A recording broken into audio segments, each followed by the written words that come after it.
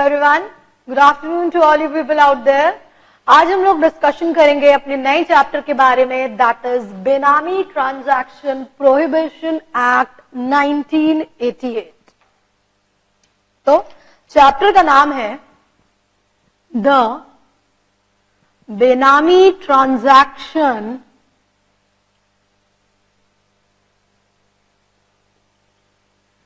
Prohibition act 1988. नाम से ही क्या पता चल रहा है? बेनामी ट्रांजैक्शन के बारे में अगर बात करें, नाम से पता चल रहा है कि इसका कोई नाम नहीं है, मतलब बेनाम, बिना नाम का ट्रांजैक्शन.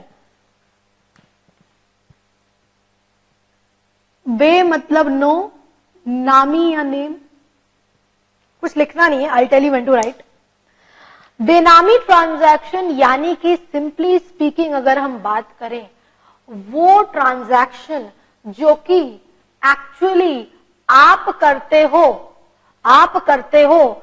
आप पैसा जरूर लगाते हो, अमाउंट जरूर देते हो, परंतु वो ट्रांजैक्शन आपके नाम पे एज अ ओनर नहीं है.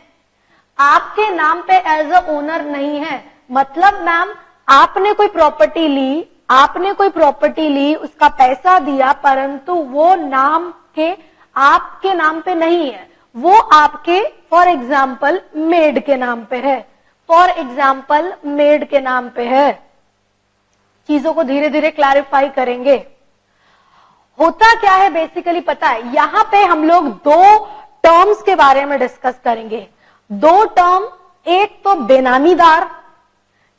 बेनामीदार, दूसरा बेनिफिशियल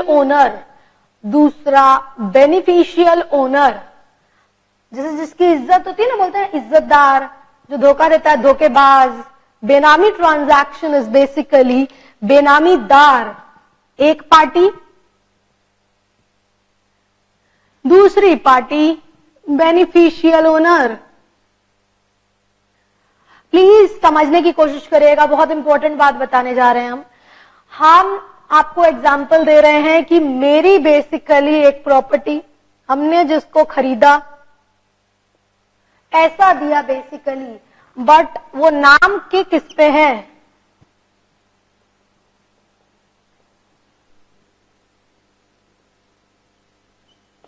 शीला, माय मेड, मेरे यहां जो काम करती है, हमने प्रॉपर्टी ली और हमने उसके नाम पे कर दिया वो ट्रांजैक्शन की वो प्रॉपर्टी उसकी है, काम कर रही है. बेसिकली इतना पैसा कहां से आएगा कि वो प्रॉपर्टी ले ले? हम ऐसा क्यों करते हैं? बहुत सारी वजह होती है, बहुत सारे कारण होते हैं. नॉट ओनली टैक्स इम्प्लीकेशन को मद्देनजर रखते हुए, बल्कि लीगल इम्प्लीकेशन के दायरे में हम फंसे ना, हम उसके अंदर ना आए, लोगों का ध्यान, अथॉरिटीज का ध्यान मेरे ऊपर ना आए, इस चलते अतः पैसा है, उस अतः पैसे को कैसे इस्तेमाल करें. लीगली पेपर के अगर अपने ऊपर काम करेंगे कि ये सारी प्रॉपर्टी मेरी है या यहां मैंने इन्वेस्टमेंट किया, तो देखो टैक्स के दायरे में तो हम आएंगे ही, साथ ही साथ अदर प्रोविजंस भी मेरे ऊपर एप्लीकेबल होंगे. साफ सुथरे ढंग से काम करो ना, कोई दिक्कत नहीं है. कि पैसा कमाया, कमाने का आय का जरिया है, उसी आय के जरिए से हमने प्रॉपर्टी खरीदी, कोई दिक्कत नहीं है, कोई आपके ऊपर रोक नहीं लगाएगा, परंतु उतना आय का जरिया भी तो होना चाहिए. जितना पैसा आ नहीं रहा है, उससे ज्यादा का खर्च कैसे संभव कैसे है? तो ये सारी चीजों को रोक लेने के लिए, लगाम लगाने के लिए बेसिकली इस एक्ट को लाया गया. तो मैम ऐसा हो सकता है क्या कि हम प्रॉपर्टी जो की है किसी के भी हित में, फेवर में नहीं ले सकते हैं? क्यों नहीं ले सकते हो? बिल्कुल ले सकते हो, जरूरी नहीं है. अभी हम लोग बातचीत करेंगे, बहुत बड़े स्तर पे बातचीत करेंगे कि कब कहां पे प्रॉपर्टी अगर आप अपने रिश्तेदारों के लिए ले रहे हो तो वो बेनामी नहीं कहलाता है. क्या एक पर्सन, एक बंदा अपनी बीवी के नाम पे घर नहीं ले सकता है? बिल्कुल ले सकता है। अपनी बच्चे के नाम पे घर नहीं ले सकता है? बिल्कुल ले सकता है। Will be talking about unmarried daughter. फर्क आ जाता है वहां पे। बिन ब्याही लड़की या जिसकी शादी नहीं हुई है, उसके लिए, तुम्हारी लड़की है उसकी अभी तक शादी नहीं हुई है, उसके नाम पे अगर लिया कोई दिक्कत नहीं है। मामला तो तब फंसता है ना जब शादी हो गई लड़की की।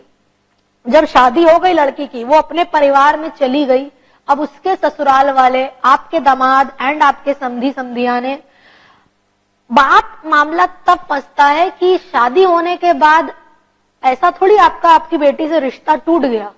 नहीं, तोहफा देना चाहो दे सकते हो बिल्कुल, पर कुछ सवाल जवाब जरूर किए जाते हैं कि मैरिड डॉटर को अगर आप देते हो प्रॉपर्टी, उस सर्कमस्टांसेस और सिनेरियो में कुछ एक सवाल, कुछ एक पेशगी, कुछ एक रीजनिंग देनी पड़ती है। परंतु नॉर्मली अगर अपने बात करें तो बीवी, बच्चे, माँ बाप, भाई बहन, उनके नाम पे लिया जा सकता है प्रॉपर्टी। वो कोई बेनामी बेसिकली नहीं बोला जाएगा। बेनामी तो तब होता है ना जब कोई बंदा है ही नहीं एग्जिस्टेंस में। जब कोई बंदा है ही नहीं एग्जिस्टेंस में, उसके नाम प्रॉपर्टी कर रहे हो, उसके नाम की प्रॉपर्टी है, या तो फिर बंदा एग्जिस्टेंस में है, या तो फिर बंदा एग्जिस्टेंस में है परंतु उसका कोई लेना देना एज सच नहीं है। लेना देना एज सच नहीं है। सिंपल सी बात है, हम प्रॉपर्टी ले रहे हैं। I am not talking basically only about immovable property. हम यहां पे बात करेंगे ट्रांजैक्शंस के बारे में बेसिकली, जिसका कोई नाम नहीं है, जिसके पीछे की कोई ढाल नहीं डली है, जिसको आप बोल करके, सबूत पेश करके छुटकारा प्राप्त कर सको। आपका उद्देश्य, आपका इंटेंशन ही ये था ताकि उसमें कुछ गड़बड़ी है, अमाउंट इन्वेस्टेड जो की है वहां पे आप रीजनिंग नहीं दे सकते हो। उन सारे ट्रांजैक्शन में आपने ये किया कि चल पैसा तो हम लगा रहे हैं पर वो मेरे नाम पे नहीं है, मेड के नाम पे है, ड्राइवर के नाम पे है, प्यून के नाम पे है, सर्वेंट के नाम पे है, किसी के भी नाम पे है, मेरे नाम पे नहीं है। ऊपर जो अथॉरिटीज बैठी है बेवकूफ थोड़ी है। ऊपर जो अथॉरिटीज बैठी है बेवकूफ थोड़ी है। कई बार क्या होता है, बड़ी बड़ी कंपनियां जो घोटाले स्कैम में इन्वॉल्व होती हैं, ओनर अपने बना देती है प्यून को, अपने ड्राइवर को, अपने प्यून को या ड्राइवर को के नाम पे कर देती है सेटअप उसको। बाद में जब झमेला होता है, बाद में जब डिस्प्यूट होता है, बाद में जब गलती पकड़ी जाती है, तो आप इस बोल करके पल्ला थोड़ी झाड़ लोगे कि अरे ये तो कंपनी ना मेरे नाम ही नहीं है, ये तो प्रॉपर्टी मेरे नाम ही नहीं है। इसी की आड़ में जो गलत काम हो रहा था ना, बिना नाम के जो ट्रांजैक्शन हो रहा था, उनको रोकने के लिए, उनको प्रोहिबिट करने के लिए ये एक्ट लाया गया। तो वजह पता चली, ये एक्ट पहली बात लाने की वजह आगे डिटेल डिस्कशन करेंगे। अभी तक अपने लोग बात कर रहे हैं केवल एक जानकारी, इस चैप्टर का मतलब क्या है, इस चैप्टर में हम लोग क्या क्या बातें करेंगे। बेनामी मतलब बिना नाम का ट्रांजैक्शन। आप भले पैसा लगा रहे हो, इन्वेस्टमेंट कर रहे हो, परंतु जिसके नाम वो है ना, वो actually fictitious person basically is not a fictitious person. और तो और अगर अपने बात करें, वो आप जिसके हित में, जिसके फेवर में डाल रहे हो, वो उसका लेना देना कुछ नहीं था। आपने लॉ की आड़ में चीजों को छुपाने के लिए और तो और basically tax implication, legal implication बचने के लिए ये काम किया। आप बेनिफिशियल ओनर कहलाते हो। हम अगर इन्वेस्टमेंट कर रहे हैं, किसी और को ट्रांसफर किए हैं, किसी के नाम पे, ड्राइवर, प्यून, मेड, सर्वेंट, जिसके भी नाम पे, वो बंदा कौन कहलाएगा? बेनामीदार कहलाएगा। दो पार्टी अभी तक समझ में आई। हम जिसने ये ट्रांजैक्शन किया बेसिकली, परंतु मेरे नाम पे नहीं है, हम कहलाएंगे क्या? हम कहलाएंगे बेनिफिशियल ओनर। जिसके नाम पे है मेड, सर्वेंट, प्यून, ड्राइवर, वो कौन कहलाएगा? बेनामीदार कहलाएगा। ठीक मैम, इसमें अमेंडमेंट भी हुआ है। बिल्कुल अमेंडमेंट हुआ है 2016 में। 2016 में इस एक्ट में अमेंडमेंट हुआ है। वजह क्या है?